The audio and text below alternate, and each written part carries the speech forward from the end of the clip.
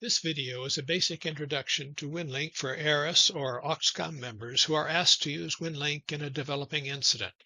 It covers the highlights of using a Winlink system that is already set up. It does not cover the Winlink application installation or radio setup, as that depends on the radio brand and model. Winlink is a digital email messaging system over radio. It has a limited but critical use in an incident and only where internet is not accessible.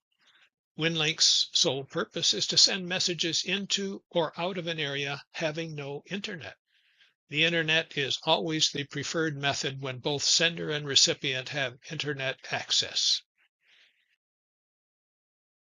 Winlink has advantages over voice communications. Primarily, there is a greater signal readability when propagation conditions are poor. Digital signals can often be reliably decoded at -18 dB below ambient noise levels, which is about 3 S levels better than voice can be understood. Winlink is suited for transferring large files and is more secure than voice. There are disadvantages to using Winlink. Winlink requires a computer, cables, and a sound card or TNC. Initial setup can be challenging, and it is not efficient for tactical use. In other words, if someone needs to be told something immediately, voice comms are recommended. Nor is Winlink particularly good for sensitive information, as decoding methods are available to malicious actors. Winlink works by sending, receiving, and decoding digital signals with other registered Winlink radio nodes or gateways. In other words, both the sender and receiver of Winlink messages must be registered with the Winlink system. This is a free service and must be done over the internet prior to expected use. Here's a diagram of how messages are transferred via Winlink. There are Winlink nodes and Winlink gateways. On the left is a node, a ham operator who may not have internet access, but does have the Winlink app running on a computer. On the right of the diagram is a Winlink gateway, an identical setup except that it is connected to the internet.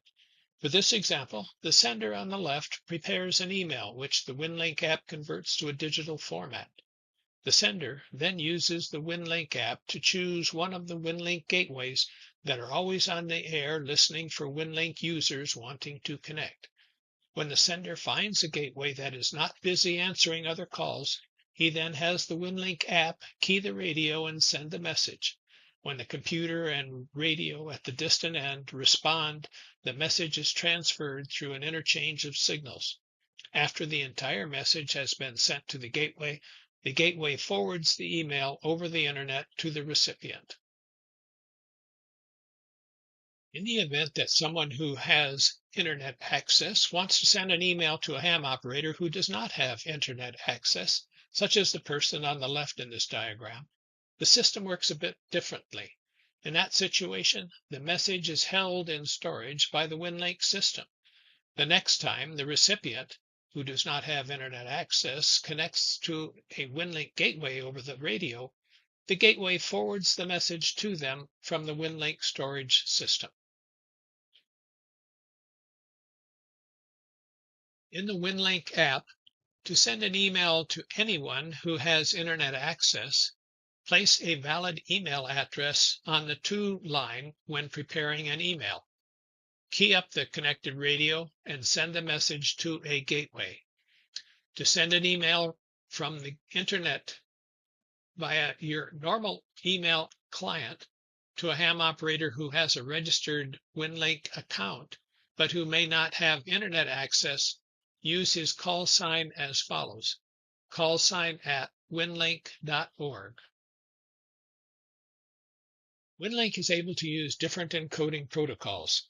However, currently the most common protocol is VARA. VARA is a fast and reliable protocol that has two versions, a free version and a speedier paid version that has a one-time cost of $70. Because VARA is the most common protocol in use, and because both nodes and gateways must use the same protocol to communicate, begin by assuming VARA is being used by gateways.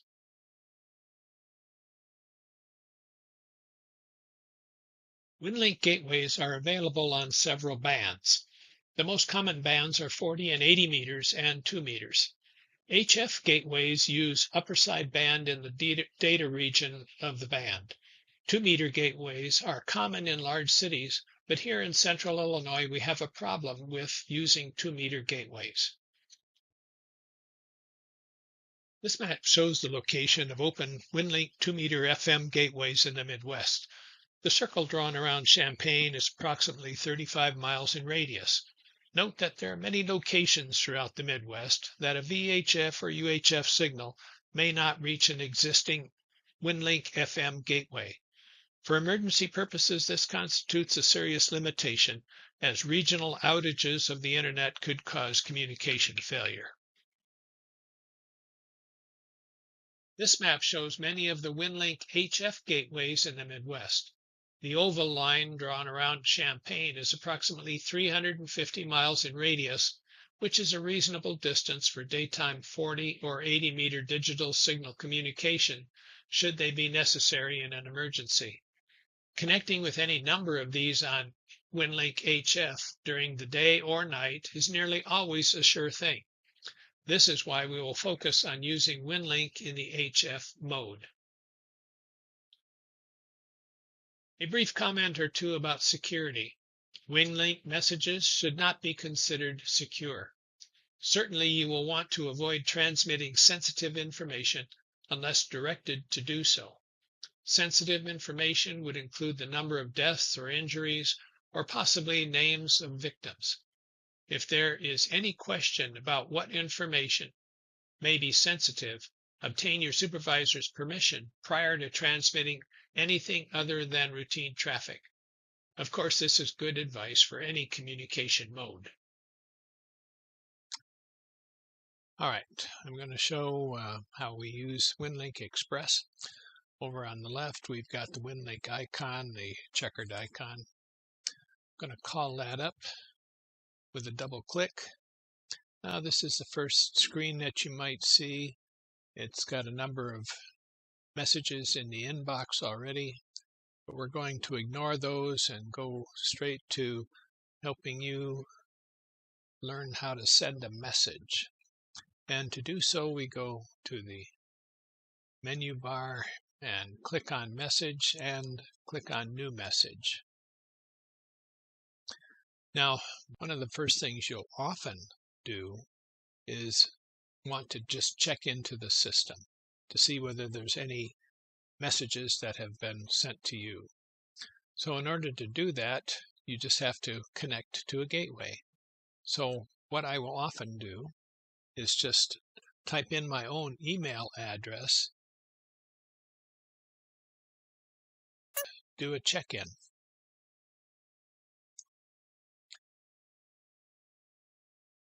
I'll say, in this case, hi Dave, just checking in. Okay, now what I'll do is post that to the outbox, and if you'll go to the left here, the message is now in the outbox, and it shows up here on this line. Now what I'll have to do next is open a session. Now, as I mentioned in the first part of this video, there are quite a number of different types of sessions, different protocols used that WinLink can use to connect various gateways with nodes. On the upper section here, we have those that are connections to gateways. That would include Telnet, Packet, Pactor, RDOP, and of course VARA HF, and there's also a VARA FM connection as well. The P2P, as listed here, are peer-to-peer sessions. In other words, they don't go through a gateway, they go directly to another user who's got a node up on the air, but they are not necessarily tied to an internet. But as I mentioned, we'll focus on VARA HF, and we'll leave that, and we'll open a session in this case. A VARA comes up, and it communicates with the computer, and with my rig as well. So one of the first things we do now with VARA is we select a channel. These are all of the individual gateways that are open for current use. And if it hasn't been updated recently, you can tell it to update either via the radio or via internet.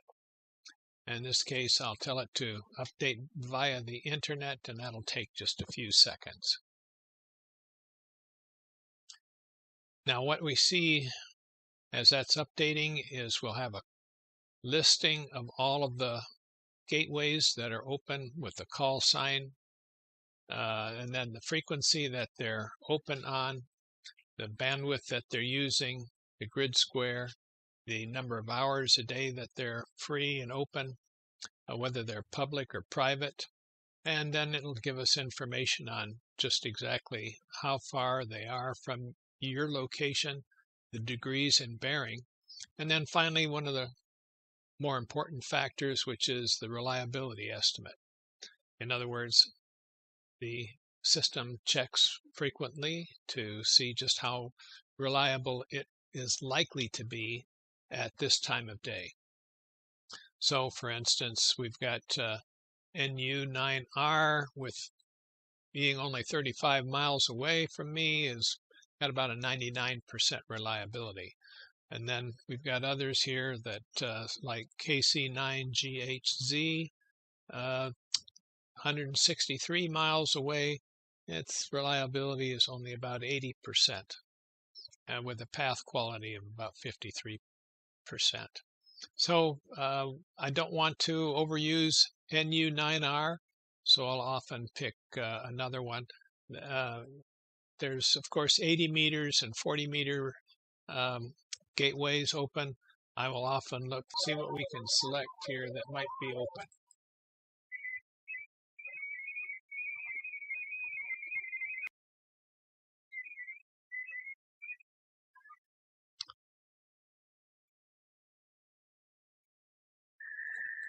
That one's busy as well.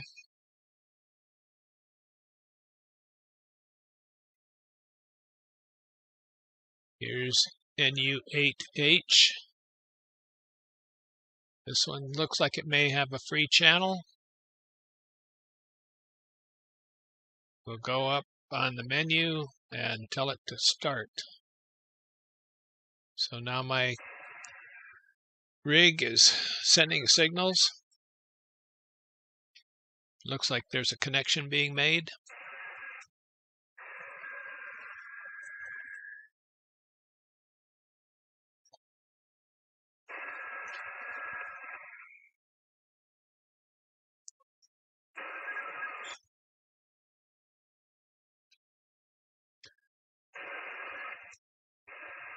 So I'm connected now to NU8H.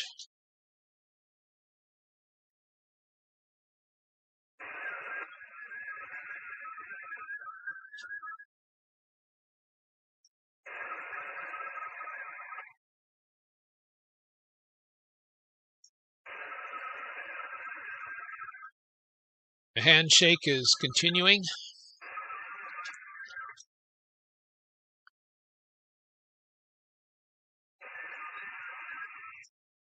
Now you notice the green bar ran across that said it sent my check-in information out. Now it's checking to see if there's anything in the system waiting for me.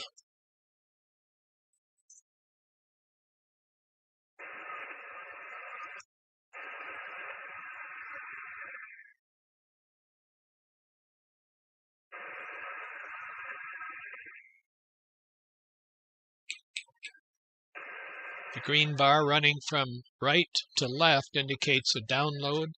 So it's downloading a message that was in the system waiting for me.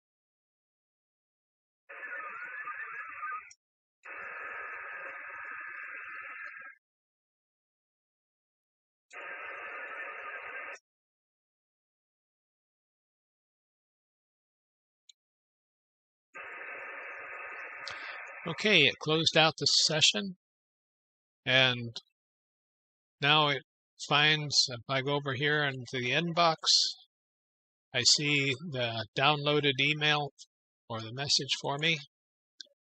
This is from a check-in I sent out last week to the system that I subscribed to, and it says your check-in was good. Now, there's another way that messages can be sent through Winlink. So we'll open a new message again. Now, often you will be sending this to another node or to an outside email. In this case, I'll send another one to myself, although it doesn't need to be by any means, but I'll put my email address in there. And I'll say, we're going to send a weather report.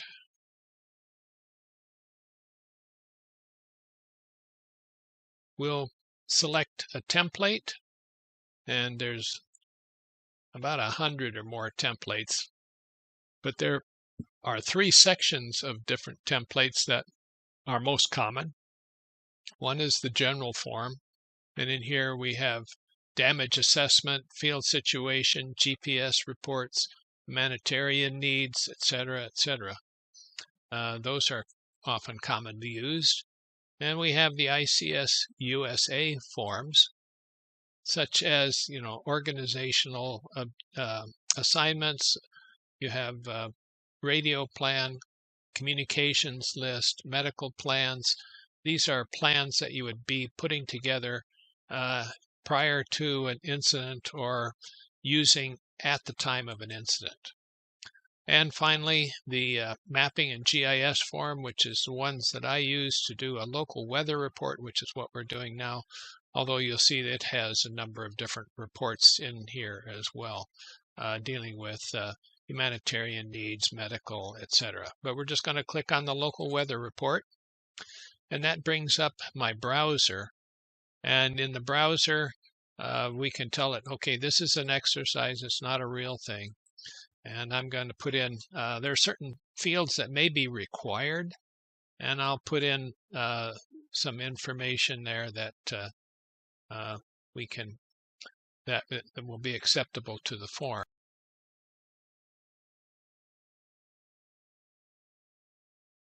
And then down here we can click on some check boxes that describe just what our weather is today. Let's just say it was freezing rain. We had a little bit of snow, and maybe call it mixed precipitation as well. Temperature will be maybe 36 degrees, wind speed down at 22.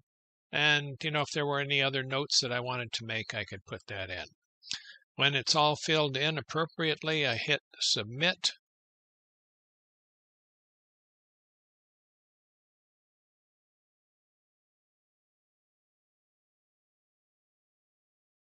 Select an item from the list, it says. Okay, so I'm forgetting something.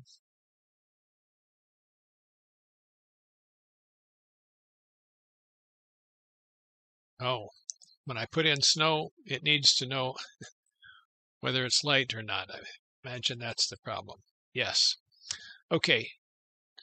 When I've completed it, I click OK, and it disappears, but it shows up in the body of the message that I'm sending. You notice it didn't send the entire form. It only sends the information that I entered. So we have, again, the mixed precipitation, freezing rain, light snow, temperature of 36, wind speed of 22 miles per hour. And that's all that gets sent. It doesn't have to send the entire form. So we'll post this to the outbox. And now again, we can go back and open a session. This will be a Winlink VARA HF session. We can select a channel. Again, if the same channel is still okay and open, we'll use that, in which case NU8H is still open. And then I'll tell it to start. And the Winlink session will communicate to my rig and start communicating with the gateway at the distant end. It says it's connected. We can watch some of that on the VARA window that opens.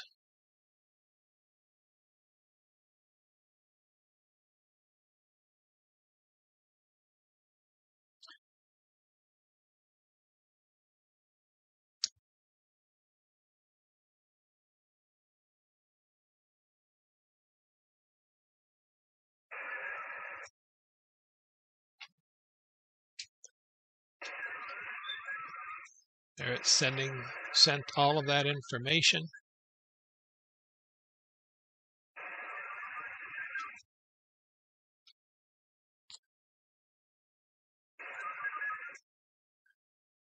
And disconnecting. Okay, so that was how easy it was to send that form.